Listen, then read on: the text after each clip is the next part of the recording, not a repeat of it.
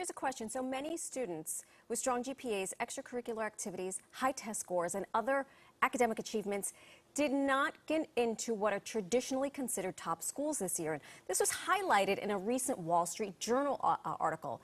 As college applications have increased, who is getting accepted and why? Joining us is Danny Ruderman, the author of Top 100 Answers to Your College Admissions Questions. Welcome to the program, Danny. Thank you for having me. This is, I mentioned in the break, I'm doing this not only as a journalist, but as a mother who has two teenage boys who will be going to college very soon. So it's this time of year again.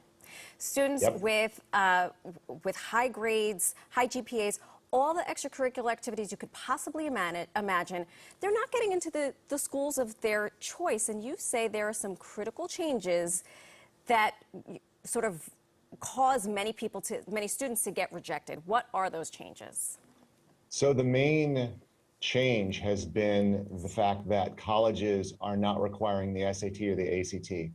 Due to the pandemic, kids couldn't take it, so they threw the test out. Right. And they've extended that now, which has increased applications, especially to selective schools, 2, 3, 4 times the amount that there were before. So there's simply more students applying to more schools, so there's more competition.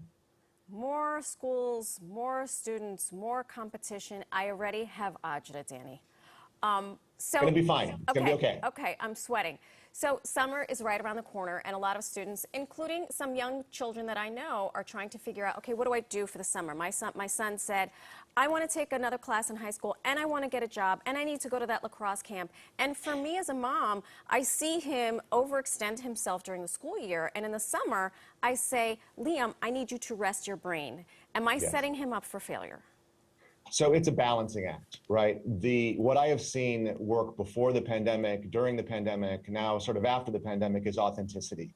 So, kids feel like they have to do more and more to compete with their kids in their class, but it really boils down to figuring out what is really interesting for you and then doing more of that consistently. So it's not that your son has to do every single thing to stand out. It's more like, how do we balance and give him a summer so he has that downtime, but he also gets to play lacrosse, which is good for him, right? But he also might get a job. It doesn't have to be 40 hours a week, but it could be 20 hours a week to give him that experience. So I like that, the balance of, because let's be real. He needs to earn his keep a little. He's still on the payroll, and I'm trying to get him off the payroll as quickly as I possibly can. But let's be real. Extracurricular activities are certainly something that colleges and universities look at.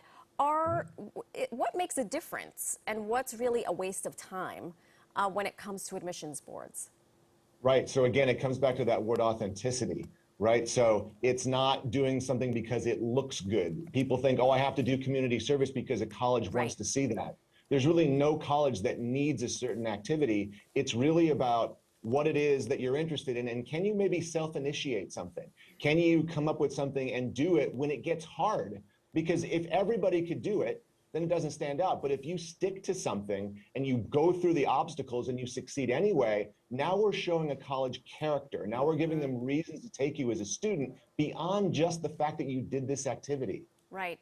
And it also makes a good essay question answer. Exactly. Obstacles and challenges make for great essays because they reveal character and they're telling them what kind of person you are. Right. So for students who don't get into the college of their choice, what advice do you have for them?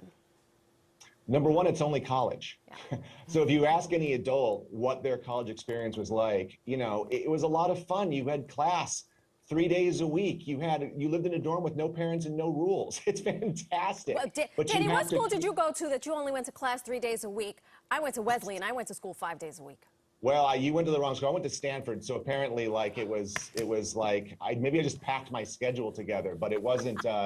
It wasn't so bad, actually. It was pretty nice as I played a lot of Frisbee. But regardless of that, it's for me, and I've seen this, and all the studies have shown, it's not about the name of the school. It's about finding schools that match who your son or daughter is and where they can thrive.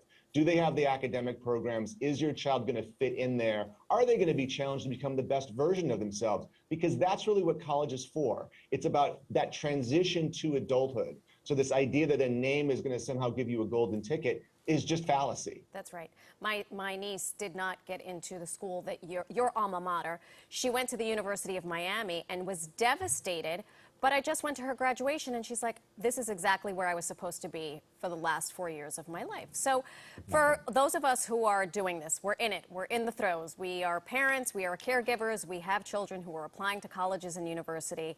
What piece of advice can you give us as we look at these next couple of years? First, breathe.